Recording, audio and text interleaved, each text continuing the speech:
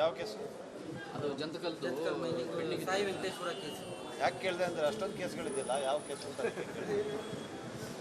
ನೋಡಿ. ಕಾನೂನು ಏನಿದೆಯಲ್ಲ, ಕಾನೂನಿನಿಂದ ದೊಡ್ಡವನು ಇನ್ನೊಬ್ಬ ಇಲ್ಲ. ಕಾನೂನ ಪ್ರಕ್ರಿಯೆಗಳಿಗೆ ಗೌರವ ಕೊಡೋರು ಯಾರು ಕೂಡ ಈ ರೀತಿಯಾಗಿ ವರ್ತಿಸೋದಿಲ್ಲ. ಅದರಿಂದ ಕಾನೂನಿನ ಅಡಿಯಲ್ಲಿ ಎಲ್ಲರೂ ಕೂಡ ಸಮಾನರು. ಕಾನೂನಿನ ಪ್ರಕ್ರಿಯೆಗೆ ನಾವೆಲ್ಲರೂ ಕೂಡ ತಲೆಬಾಗಬೇಕು. ಕಾನೂನಿನ ಗೆಲುವಾಗ್ತದೆ, ನ್ಯಾಯದ ಗೆಲುವಾಗ್ತದೆ. ಸರ್, ಈ 29ಕ್ಕೆ ಈಗ ವಿಚಾರಣೆ ಇದೆ. ಸೊ ಈ ಎರಡು ಕೋರ್ಟ್ಗಳಲ್ಲಿ ಪೆಂಡಿಂಗ್ ಇರೋದ್ರಿಂದ ಅದೇನು ಸಮಸ್ಯೆ ಆಗಲ್ವಾ? ಅಥವಾ ವಿಶ್ವಾಸ ಇದೆ ಅಲ್ಲೂ ಕೂಡ ಜನಪ್ರತಿನಿಧಿಗಳ ವಿಶೇಷ ಇದ್ದರೂ ಕೂಡ ಅಲ್ಲ ನೋಡಿ, ನಿನ್ನೆ ಆ ಪ್ರಶ್ನೆ ಬಂತು. ಎಲ್ಲರೂ ಕೂಡ ಸಹಮತದಿಂದ, ವಕೀಲರಿರ್ಬೋದು, ನ್ಯಾಯಮೂರ್ತಿಗಳಿರ್ಬೋದು, ಸಾಲಿಸಿಟರ್ ಜನರಲ್ ಇರ್ಬೋದು, ಎಲ್ಲರೂ ಕೂಡ ರಾಜ್ಯಪಾಲರು ನೀಡಿರುವಂಥ ಅನುಮತಿ ಇದನ್ನು ಪ್ರಶ್ನೆ ಮಾಡೋಕ್ಕೆ ಸಾಧ್ಯ ಇರೋದು ಬರೀ ಒಂದು ಸಾಂವಿಧಾನಿಕವಾದಂಥ ನ್ಯಾಯಾಲಯದ ಮುಂದೆ ಲಿಟರ್ಜಿಯಲ್ಲಿ ಮಾತ್ರ ಅಂತ ಹೇಳೋದ್ರ ಬಗ್ಗೆ ಎಲ್ಲರೂ ಕೂಡ ಒಮ್ಮತದ ಅಭಿಪ್ರಾಯ.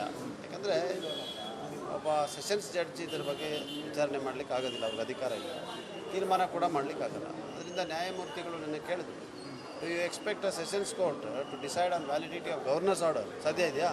ಆಗ ಸಾಧ್ಯ ಇಲ್ಲ. ಅದರಿಂದ ಸಾಂವಿಧಾನಿಕವಾದಂಥ ಒಂದು ಅಧಿಕಾರವನ್ನು ಚಲಾಯಿಸುವಂಥ ಸಂಸ್ಥೆ ಮಾತ್ರ ಗವರ್ನರ್ ಆದೇಶವನ್ನು ಬಗ್ಗೆ ತೀರ್ಮಾನ ಮಾಡಲಿಕ್ಕೆ ಸಾಧ್ಯ ಆಗ್ತದೆ. ಅದು ಹೈಕೋರ್ಟ್ ಮಾತ್ರ, ನಂತರ ಸರ್ವೋಚ್ಚ ನ್ಯಾಯಾಲಯ ಇದೆ. ಅದರಿಂದ ಅವರು ತೀರ್ಮಾನ ಮಾಡ್ತಾರೆ. 29ಕ್ಕೆ ಎಲ್ಲ ವಿಚಾರಗಳನ್ನು, ಕಾನೂನು ಅಂಶಗಳನ್ನು, ಸಂವಿಧಾನ ಅಂಶಗಳನ್ನು, ವಾಸ್ತವ ಫ್ಯಾಕ್ಟ್ಸ್ನ ಇದೆಲ್ಲವನ್ನು ಕೂಡ ನಾವು ನ್ಯಾಯಾಲಯದಿಂದ ಹೇಳ್ತೀವಿ. ನ್ಯಾಯಾಲಯದಲ್ಲಿ ವಿಶ್ವಾಸ ಇದೆ ನಮಗೆ, ನ್ಯಾಯಾಂಗ ಪ್ರಕ್ರಿಯೆ ಮೇಲೆ ವಿಶ್ವಾಸ ಇದೆ, ಕಾನೂನಿನಲ್ಲಿ ವಿಶ್ವಾಸ ಇದೆ, ಕಾನೂನಿನ ಗೆಲುವಾಗ್ತದೆ ಅಂತ ಹೇಳುವಂಥ ನಮಗೆ. ಕೆಲವರು ಕೆವಿಟ್ ಹಾಕಿದ್ದಾರೆ, ಕೊಟ್ಟಿದ್ದಾರಲ್ಲ, ಕೇವೇಟ್ ಹಾಕಕ್ಕೆ ಬರೋದಿಲ್ಲ. ಹಾಕಿದ್ದಾರೆ. ಪ್ರದೀಪ್ ಕುಮಾರ್ ಅವರು ಬಗ್ಗೆ ನಾನು ಮಾತಾಡೋಕ್ಕೆ ಬರೋಲ್ಲ. ಅವ್ರು ಏನಾದ್ರು ಮಾಡ್ಕೊಳ್ಳಿ, ಕಾನೂನಿನಲ್ಲಿ ಏನಕ್ಕೆ ಅವಕಾಶ ಇದೆ ಮಾಡಲಿ. ಅಂದರೆ ಕೇವಿಯಟ್ ಮೂಲಕ ತಡೆಯಾಜ್ಞೆಯನ್ನು ಪ್ರಶ್ನೆ ಮಾಡಲಿಕ್ಕಾಗುತ್ತೆ. ಸರ್, DJ ಅಬ್ರಹಂ ಕೇಸ್ ಮಾತ್ರ ರಾಜ್ಯಪಾಲರು ಉಲ್ಲೇಖ ಮಾಡಿ ನಿಮ್ಗೆ ಇದು ಮಾಡ್ತೀವಿ.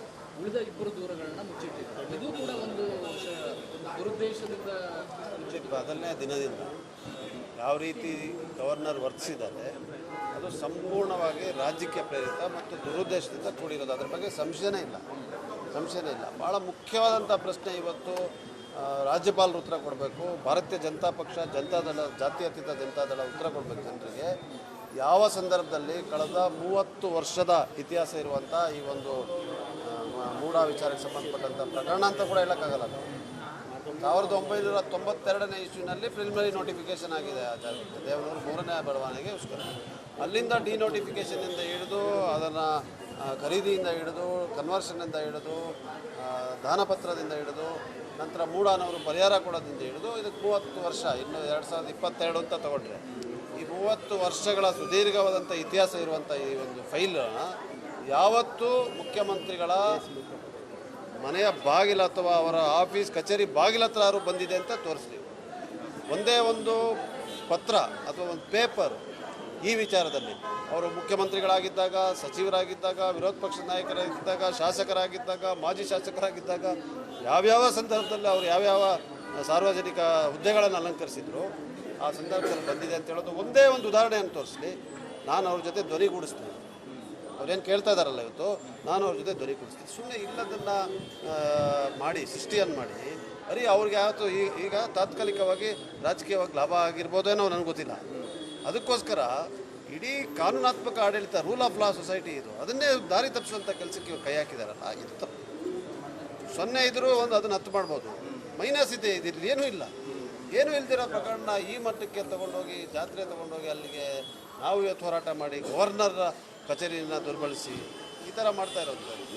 ಈಗ ಜನರ ನಗಪಾಟಲಿಗೆ ಅವರೆಲ್ಲ ಗುರಿಯಾಗಿದ್ದಾರೆ.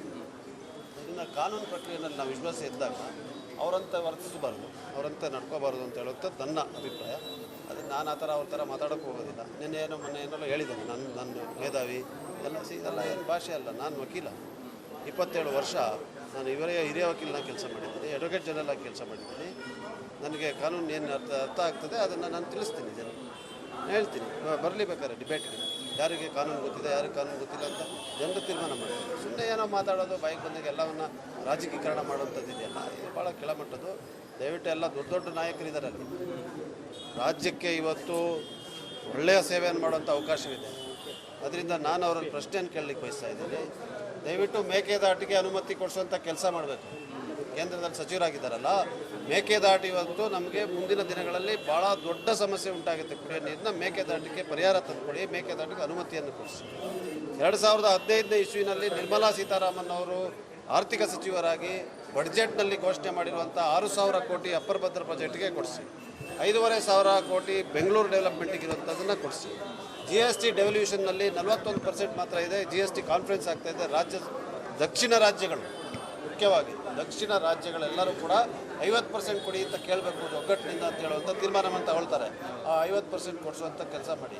16,500 ಕೋಟಿ ಬರ ಪರಿಹಾರ ಏನು ನ್ಯಾಷನಲ್ ಡಿಸಾಸ್ಟರ್ ರಿಲೀಫ್ ಫಂಡಿಂದ ಬರಬೇಕು, ಅದನ್ನು ನೀವು 3,000 ಕೊಟ್ಟಿದ್ದಾರಲ್ಲ, ಬಾಕಿ 15,000 13,000 ಏನಿದೆ ಕೋಟಿ ಅದನ್ನು ರಾಜ್ಯ ಸರ್ಕಾರಕ್ಕೆ ಕೊಡಿಸಿ ರಾಜ್ಯದಲ್ಲಿರುವಂಥ ಜನರ ಸಮಸ್ಯೆಗಳಿಗೆ ಸ್ಪಂದಿಸಿ.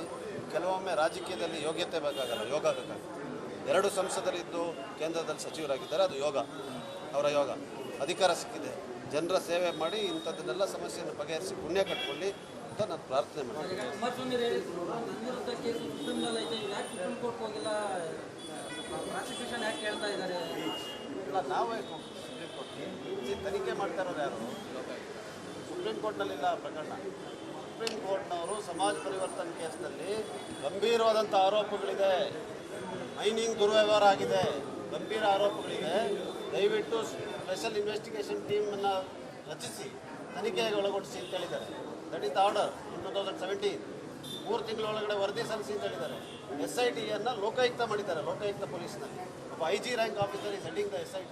ಅವರು ತನಿಖೆ ಮಾಡಿ ಇವ್ರ ಮೇಲೆ ಚಾರ್ಜ್ ಶೀಟ್ ಹಾಕಿದ್ದಾರೆ. ಚಾರ್ಜ್ ಶೀಟ್ ಆಧಾರದ ಮೇಲೆ ನಮಗೆ ಅಭಿಯೋಜನೆ ಕೊಡಿ, ಸೆಕ್ಷನ್ 19 ಸ್ಯಾಂಕ್ಷನ್ ಕೊಡಿ ಅಂತ ಕೇಳಿದ್ದಾರೆ. ಅದನ್ನು ಕೊಟ್ಟಿಲ್ಲ ಇವರು ರಾಜ್ಯಪಾಲರು. ಇವರು ರಾಜ್ಯಪಾಲರು ಯಾಕೆ ಕೊಟ್ಟಿಲ್ಲ ಅಂತ ನಾನು ಹೇಳೋಕ್ಕಾಗೋದಿಲ್ಲ. ರಾಜ್ಯಪಾಲರು ಯಾಕೆ ಕೊಟ್ಟಿದ್ದಾರೆ ನಿಮಗೆ ಗೊತ್ತಿಲ್ಲ.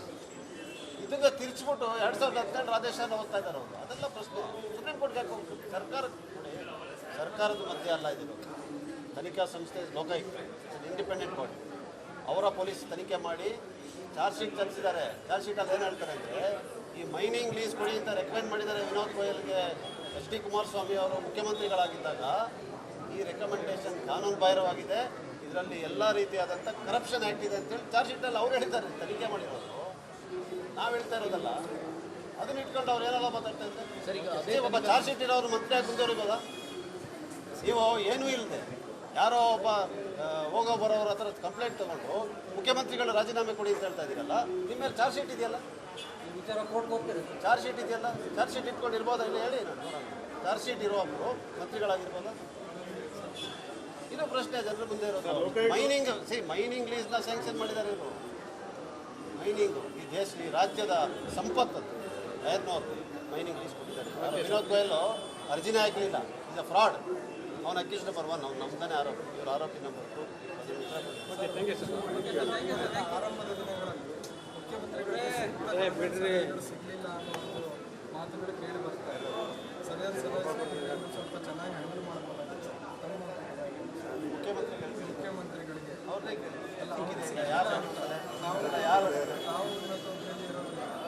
ನನ್ನನ್ನು ಯಾವಾಗ ಸಲಹೆ ಕೊಟ್ಟಿದ್ದಾರೆ ಕೇಳಿದರೆ ಕೊಟ್ಟಿದ್ದೀನಿ. ನನಗೆ ಅರಿವು, ನನ್ನ ಕಾನೂನಿನ ಅರಿವಿಗೆ ಎಷ್ಟಿದೆ ಅದನ್ನು